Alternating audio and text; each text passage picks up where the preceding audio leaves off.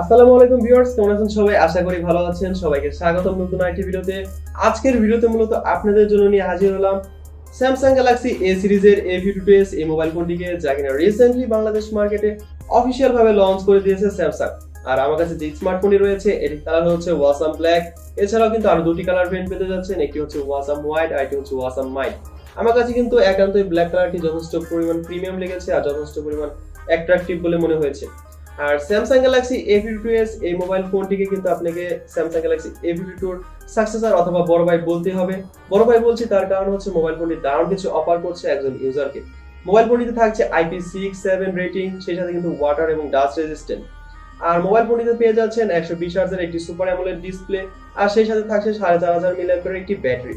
আর mobile ফোনটিকে যেহেতু আমি আমার সেকেন্ডারি ডেল ড্রাইভার হিসেবে ব্যবহার করছি বেশ কিছুদিন ধরে, ইউজার এক্সপেরিয়েন্স কি জানাবো, গেমিং পারফরম্যান্স কেমন পেয়েছি, ব্যাটারি ব্যাকআপ কতক্ষণ দিতে সক্ষম হয়েছে, সেই সাথে ক্যামেরার ইমেজ কোয়ালিটি একজন ইউজারকে স্যাটিসফাই করতে পারবে কিনা এই বাজেট রেঞ্জে।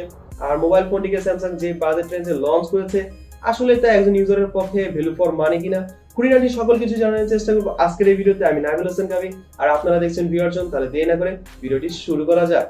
আরেকটি কথা ভিউয়ার্স, যারা কিনা আমাদের চ্যানেলটিকে এখনো সাবস্ক্রাইব করেনি অবশ্যই চ্যানেলটিকে সাবস্ক্রাইব করুন এবং বেল বাটনে ক্লিক করে আমাদের পরিবারের একজন সদস্য হয়ে যান। এবারে কথা বলা যাক Samsung Galaxy A52s এর ডিজাইন এবং আউটলুক নিয়ে। Samsung Galaxy A52s এই মোবাইল ফোনটির আউটলুক কিন্তু যে কারো নজর কাড়বে খুব সহজেই। আর এই স্মার্টফোনটি কিন্তু যথেষ্ট পরিমাণে প্রিমিয়াম আর অ্যাট্রাকটিভ হতে যাচ্ছে। আর মোবাইল ফোনটির প্রাইস যেহেতু স্যামসাং আগের তুলনায় 10,000 টাকা বাড়িয়ে ফেলেছে, সেক্ষেত্রে কিন্তু তাদের ডিজাইনে কিন্তু মেজর কোনো ইমপ্রুভ আনা উচিত ছিল বলে আমি মনে করি। আর মোবাইল ফোনটিতে বিল ম্যাটেরিয়াল হিসেবে ব্যবহার করা হয়েছে প্লাস্টিক ফ্রেম, আর রেয়ার পার্টি সম্পূর্ণ পলিকার্বনেটের তৈরি, কিন্তু ফিঙ্গারপ্রিন্ট পড়ছিল না যেহেতু এটা ম্যাট ফিনিশ। কিন্তু রেয়ার পার্টে প্রোটেকশন না থাকার কারণে কিন্তু স্ক্র্যাচ করে যেতে পারে, তাই ইউজারদেরকে পরামর্শ থাকবে ভালো মানের একটি ব্যাক কভার ইউজ করার জন্য। আর 6.5 ইঞ্চির এই মোবাইল ফোনটির ওয়েট হচ্ছে 190 গ্রাম আর থিকনেস হচ্ছে 8.4 মিলিমিটার। সেক্ষেত্রে বলা যেতে পারে যে স্যামসাং ভালোভাবে ওয়েট ডিস্ট্রিবিউশন করতে পেরেছে মোবাইল ফোনটির ক্ষেত্রে। আর মোবাইল ফোনটি যথেষ্ট পরিমাণে লাইট ওয়েট বলে মনে হচ্ছে আমার কাছে। আর সিঙ্গেল হ্যান্ডে একজন ইউজার কিন্তু খুব সহজে মোবাইল ফোনটিকে ইউজ করতে পারবে ভিউয়ার্স। মোবাইল ফোনটিতে রেগুলার প্রসার বাটন সবগুলো ইউজ করা হয়েছে। মোবাইল ফোনটির রাইট সাইডে রয়েছে পাওয়ার বাটন এবং ভলিউম রকার, যার পজিশন আমার হাত অনুযায়ী একদম অ্যাকুরেট বলা চলে ভিউয়ার্স। আর মোবাইল ফোনটির উপরের অংশে রয়েছে সেকেন্ডারি নয়েজ ক্যান্সেলিং মাইক্রোফোন এবং ডেডিকেটেড সিম কার্ড স্লট। এটি মূলত একটি হাইব্রিড সিম কার্ড স্লট, যেখানে আপনি দুটি ন্যানো সিম কার্ড অথবা একটি ন্যানো সিম কার্ড একটি মাইক্রো এসডি কার্ড ইউজ করতে পারবেন। আর মোবাইল ফোনটির লেফট সাইডকে একেবারে ক্লিন রেখেছে স্যামসাং, কোনো প্রকারের পোর্টস আর বাটন ইনক্লুড করেনি। আর মোবাইল ফোনের নিচের অংশে রয়েছে 3.5 অডিও হেডফোন জ্যাক। আর এই প্রাইস রেঞ্জে স্যামসাং 3.5 অডিও হেডফোন জ্যাক রেখেছে মোবাইল ফোনটিতে, তাই তাদেরকে থামস আপ দিতেই হয়, তারা রিমুভ করেনি হেডফোন জ্যাকটিকে। আর তার পাশে রয়েছে primary microphone, USB type C port এবং স্পিকার গ্রিল, যার সাউন্ড কোয়ালিটি ছিল অনেকটাই হাই লাউড এনাফ। আর এটি কিন্তু মূলত একটি স্টিরিও স্পিকার গ্রিল, কোনো ধরনের এয়ারপেস জনিত সমস্যা পায়নি। তাহলে সাউন্ড কোয়ালিটি শুনে নেওয়া যায়। Words don't come straight from the head to my mouth. It's such a shame. আর ডিসপ্লে হিসেবে মোবাইল ফোনটিতে ব্যবহার করা হয়েছে 6.5 ইঞ্চের একটি সুপার অ্যামোলেড ডিসপ্লে, যার রেজুলেশন হচ্ছে FHD+। আর ডিসপ্লে প্যানেলকে প্রোটেকশন করছে কর্নিং গরিলা গ্লাস 5। আর ডিসপ্লে ঠিক মিডলে রয়েছে 5 হোল কাটআউট সেলফি ক্যামেরা, যা কিনা যথেষ্ট পরিমাণে ছোট সাইজে। ডিসপ্লেতে প্লে করা কন্টেন্টগুলোতে কোনো প্রকারের শার্পনেসের ঘাটতি চোখে পড়েনি আমার কাছে। মোবাইল ফোনটির পিক্সেল ডেনসিটি হচ্ছে 405 পিক্সেল পার ইঞ্চ, যা কিনা এই প্রাইস রেঞ্জের স্মার্টফোনগুলোর ক্ষেত্রে আমরা লক্ষ্য করে থাকি সাধারণত। বেজেল ও চিন আমার কাছে মিড বাজেট সেগমেন্টের ফোনগুলোর মতোই মনে হয়েছে, বলা যেতে পারে যথেষ্ট পরিমাণে ন্যারো ছিল। ডিসপ্লের স্ক্রিন টু বডি রেশিও হচ্ছে 84.9%। ডিসপ্লে প্যানেলের রেজুলেশন হচ্ছে 1080x2400 পিক্সেল। ডিসপ্লে পারফরম্যান্স ছিল আপ টু দ্য মার্ক। ডিসপ্লের গ্রেডিং এবং অ্যাকুরেসি ছিল দারুণ। ডিসপ্লের ভিউ অ্যাঙ্গেল এবং কালার নিউটি ছিল সুপার অ্যামোলেড ডিসপ্লে অনুযায়ী একদম পারফেক্ট। আর 120 হার্টজের হাই রিফ্রেশ রেট থাকাতে ডেরো টাচকিং, মাল্টিমিডিয়া কনজাংশন, ফেসবুক, নেটফ্লিক্স, ক্রোম ব্রাউজিং এর ক্ষেত্রে একেবারে স্মুথ পারফরমেন্স পেয়েছে। স্ক্রিন রিফ্রেশ রেটের কথা বলতে গেলে এটা শুধুমাত্র দুভাবে অ্যাডজাস্ট করা যায়, 120 হার্টজ এবং 60 হার্টজ, কিন্তু 90 হার্টজের রিফ্রেশ রেট থাকছে না ডিভাইসটিতে ভিউয়ার্স। মোবাইল ফোনটিতে অপারেটিং সিস্টেম হিসেবে রান করবে Android 11 আর অপটিমাইজিং এ থাকছে One UI 3.1। সেক্ষেত্রে একজন ইউজার খুব সহজে মোবাইল ফোনটিকে নিজের মতন করে কাস্টমাইজ করে নিতে পারবেন। আর বর্তমান সময়ে One UI হচ্ছে সবথেকে ক্লিন একটি UI। অনেকের কাছে অক্সিজেন ওএস এর মতোই কিন্তু One UI সবসময় ইউজারদের পছন্দের শীর্ষে থাকে। এবারে মোবাইল ফোনটির হার্ডওয়্যার সেকশন নিয়ে কথা বলা যাক। মোবাইল ফোনটিতে ব্যবহার করা হয়েছে কোয়ালকম স্ন্যাপড্রাগন 778G, যা কিনা একেবারে নতুন একটি SoC। এটি একটি 5G চিপসেট যা কিনা 6 ন্যানোমিটার ফেব্রিকেশনে তৈরি করা একটি অক্টা-কোর প্রসেসর, যার প্রথম 4টি কোর হচ্ছে 4x2.4 GHz এর ক্রায়ো 670 এবং বাকি 4টি কোর হচ্ছে 4x1.9 GHz এর ক্রায়ো 670। আর জিপিইউ হিসেবে থাকছে Adreno 6412। কোয়ালকম স্ন্যাপড্রাগন 778G যেহেতু একটি নতুন এসওসি, এই ক্ষেত্রে এর পারফরমেন্স নিয়ে তেমন একটা ধারণা নেই, তবে এটি অনায়াসে কোয়ালকম স্ন্যাপড্রাগন 855 প্লাসের কাছাকাছি পারফরমেন্স দিয়ে থাকবে একজন ইউজারকে। আমার মতে স্যামসাং যে প্রাইস রেঞ্জে মোবাইল ফোনটিকে লঞ্চ করেছে তারা চাইলেই পারত কোয়ালকম স্ন্যাপড্রাগন 870 প্রসেসরটিকে ব্যবহার করতে। পারফরমেন্সের কথা বলতে গেলে মোবাইল ফোনটিতে আমরা হেভি গেমগুলো খুব সহজে রান করাতে পেরেছি, যেমন অ্যাশফল 9, কল অফ ডিউটি এবং PUBG mobile.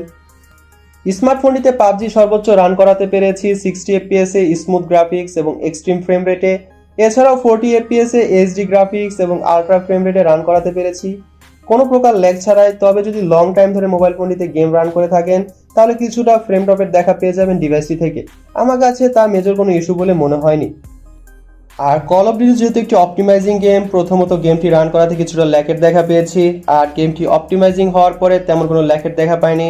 Call of duty সর্বোচ্চ রান করাতে পেরেছি হাই গ্রাফিক্স এবং ম্যাক্স ফ্রেম রেটে, সেই সাথে এভরি হাই গ্রাফিক্স এবং এভরি হাই ফ্রেম রেটে রান করাতে পারলেও ম্যাক্স গ্রাফিক্স ফ্রেম রেটে রান করাতে পারিনি ডিভাইসটিতে, কিন্তু আলট্রা ফ্রেম রেট অর্থাৎ 120 FPS পর্যন্ত সাপোর্ট করেনি ডিভাইসটিতে। অ্যাশফল 9 এর পারফরমেন্স ছিল কল অফ ডিউটির তুলনায় অনেকটাই বেটার, কোনো প্রকার ল্যাকের দেখা পাইনি বললেই চলে, অনেকটা স্মুথ পারফরমেন্স পেয়েছি ডিভাইসটি থেকে। তাই যারা হেভি গেমার আছেন তাদের কিন্তু কোনো প্রকার পারফরমেন্সের ক্ষেত্রে কম্প্রোমাইজ করতে হবে না, ডিভাইসটি থেকে কিন্তু একটা বেটার এক্সপিরিয়েন্স পেতে যাচ্ছেন গেমিং এর ক্ষেত্রে। Samsung Galaxy A52s এই মোবাইল ফোনটিকে 4টি ভেরিয়েন্টে পাওয়া যাচ্ছে, আর আমার কাছে যে স্মার্টফোনটি রয়েছে এটি মূলত 8GB 128GB ভেরিয়েন্টের। RAM হিসেবে মোবাইল ফোনটিতে ব্যবহার করা হয়েছে LPDDR4X, আর স্টোরেজ টাইপ হিসেবে থাকছে UFS 2.1। আর এই প্রাইস রেঞ্জে সত্যি কথা বলতে গেলে UFS 2.1 একেবারে বেমানান বলা চলে, এখানে স্যামসাং এর উচিত ছিল UFS 3.0 এই স্টোরেজ টাইপটাকে ইউজ করা। মোবাইল ফোনটির রিয়ার পারে থাকছে ক্যামেরা বামটি, যা কিনা মূলত একটি কোয়াড ক্যামেরা সেটআপ, যার প্রাইমারি সেন্সরটি হচ্ছে 64 মেগাপিক্সেলের, যার অ্যাপারচার হচ্ছে 1.8। সেই সাথে কিন্তু মোবাইল ফোনটির মেইন ক্যামেরা সেন্সরে পেয়ে যাচ্ছেন OIS এবং EIS এর সাপোর্ট, সেক্ষেত্রে বেটার ইমেজ এবং ভিডিও রেকর্ডিং করতে পারবেন মোবাইল ফোনটি দিয়ে। আর সেকেন্ডারি ক্যামেরাতে থাকছে 12 মেগাপিক্সেলের একটি আলট্রা ওয়াইড ক্যামেরা, যার অ্যাপারচার হচ্ছে 2.2, যা কিনা 123 ডিগ্রি ভিউ অফ অ্যাঙ্গেল দিয়ে ছবি তুলতে সক্ষম। আর মোবাইল ফোনটিতে পেয়ে যাচ্ছেন 5 মেগাপিক্সেলের একটি ম্যাক্রো লেন্স এবং একটি ডেপথ সেন্সর, যার মাধ্যমে কিন্তু স্যামসাং বুঝিয়ে দেওয়ার চেষ্টা করেছে ইউজারদেরকে যে ছবি তুলতে যদি পারেন তাহলে কিন্তু এইগুলো ক্যামেরা দিয়ে আপনি বেটার কোয়ালিটির ইমেজ পেয়ে যাবেন। ডিভাইসটির মেইন ক্যামেরা দিয়ে তোলা ডে লাইটের ছবিগুলোর কোয়ালিটি ছিল দারুণ, কিন্তু লো লাইটের তুলনায় ডে লাইটে বেটার পারফরমেন্স করেছে ডিভাইসটি। ছবিগুলোর কালার এবং এক্সপোজার হ্যান্ডেলিং ছিল দারুণ, আর শার্পনেসের ঘাটতি তেমন একটা চোখে পড়েনি। ইভেন ফটোগুলোকে জুম করার পরেও শার্পনেস ছিল সন্তুষ্টজনক ভিউয়ার্স, কিন্তু ডার্ক সাইড এবং নয়েজের উপস্থিতি ছিল কিছুটা। মেইন ক্যামেরাটি যে একেবারে ইমপ্রেসিভ কিছু এমনটাও নয়, আবার যে স্যামসাং গ্যালাক্সি A50 সিরিজের মতন ইমেজ কোয়ালিটি দিয়ে থাকে তাও না, বলা চলে এভারেজ কোয়ালিটির পারফরমেন্স পেয়ে যাচ্ছেন মেইন ক্যামেরাটি থেকে। 12 মেগাপিক্সেলের আলট্রা ওয়াইডের কথা বলতে গেলে ছবির ডিটেলস ধরে রাখতে পারছিল মেইন ক্যামেরাটি, শার্পনেস সন্তুষ্টজনক, ছবির কালার এবং এক্সপোজার হ্যান্ডেলিংও ছিল কিছুটা স্যাচুরেট। পোর্ট্রেট শটসগুলোতে এজ ডিটেকশন ছিল পারফেক্ট, কিন্তু মাঝে মাঝে ফেসটাকে একটু বেশি সফট করে ফেলছিল। আর মোবাইল ফোনটি যে কোনো কিছু পোর্ট্রেট শটস খুব সহজভাবে ক্যাপচার করতে পারছিল এবং ন্যাচারাল ভাবে।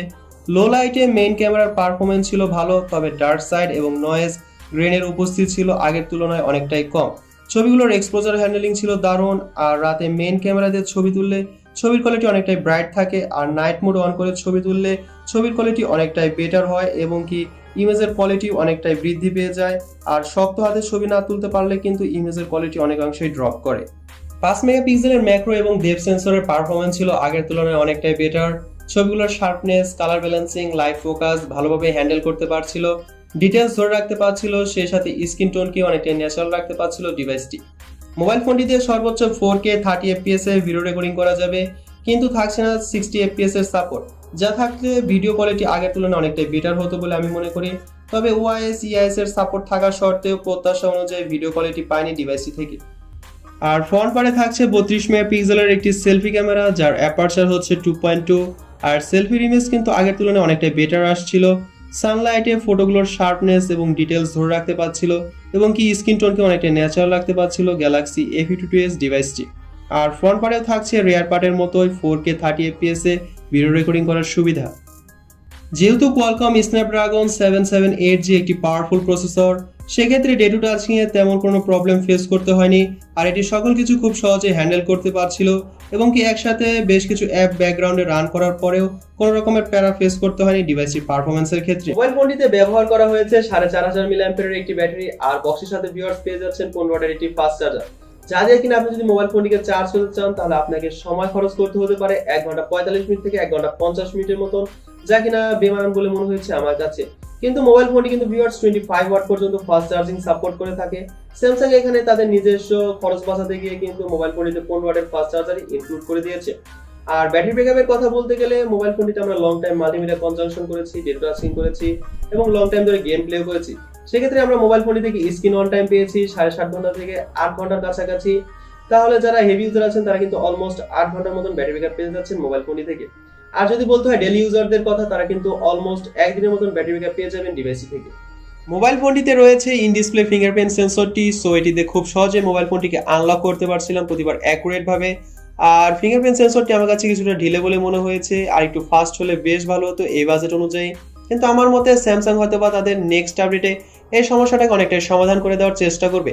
আর ফেস আনলকের কথা বলতে গেলে এটা অনেকটাই ফাস্ট এবং অ্যাকুরেট ভাবে পারফরম্যান্স করেছে ভিউয়ার্স। Samsung Galaxy A52s এই মোবাইল ফোনটির স্ট্রং পয়েন্ট এবং উইক পয়েন্টের কথা বলা যাক এবার। স্ট্রং পয়েন্টের কথা বলতে গেলে মোবাইল ফোনটিতে রয়েছে ওয়াটার রেজিস্ট্যান্ট এবং ডাস্ট রেজিস্ট্যান্ট, সেই সাথে কিন্তু মোবাইল ফোনটিতে পেয়ে যাচ্ছেন 120 হার্টজের একটি সুপার অ্যামোলেড ডিসপ্লে। আর মোবাইল ফোনটিতে ব্যবহার করা হয়েছে পাওয়ারফুল SoC 778G। আর উইক পয়েন্টের কথা বলতে গেলে মোবাইল ফোনটির দুটি উইক পয়েন্ট আমার কাছে বলে মনে হয়েছে। একটি হচ্ছে এর স্টোরেজ টাইপ, যেখানে স্যামসাং ইউজ করেছে UFS 2.1, যা কিনা একেবারে বেমানান বলা চলে। আর মোবাইল ফোনটির সবথেকে মেজর যে উইক পয়েন্টটি রয়েছে তা হচ্ছে এর প্রাইস। সত্যি কথা বলতে গেলে স্যামসাং মোবাইল ফোনটিকে যে প্রাইসে যে লঞ্চ করেছে আসলে তা ভ্যালু ফর মানি না একজন ইউজারের জন্য। বলতে গেলে ওভার প্রাইসিং একটা ডিভাইস হতে যাচ্ছে স্যামসাং গ্যালাক্সি A52s এই মোবাইল ফোনটি। স্যামসাং যদি মোবাইল ফোনটিকে 40,000 টাকার নিচে অথবা স্যামসাং যদি মোবাইল ফোনটিকে 40,000 টাকাও রাখতো তাহলে মোবাইল ফোনটিকে আসলে ভ্যালু ফর মানি ডিভাইস বলা যেত। কিন্তু তারা যে এই 4-5,000 টাকা বেশি অ্যাড করেছে তা আমার কাছে একেবারে ইউজলেস বলে মনে হয়েছে ভিউয়ার্স। Samsung Galaxy A52s এই মোবাইল ফোনটি ভিউয়ার্স আপনার কাছে কেমন লেগেছে অবশ্যই কমেন্ট করে কমেন্ট বক্সে জানাবেন। আজ এই পর্যন্ত এই নতুন কোনো ভিডিও নিয়ে হাজির হব আমি নাবিল হোসেন কাবি। আর ভিডিওটি সর্বশেষ পর্যন্ত দেখার জন্য সবাইকে ধন্যবাদ। আর যদি ভিডিওটি ভালো লেগে থাকে অবশ্যই লাইক কমেন্ট শেয়ার করে আমাদের পরিবারের একজন সদস্য হয়ে যাবেন।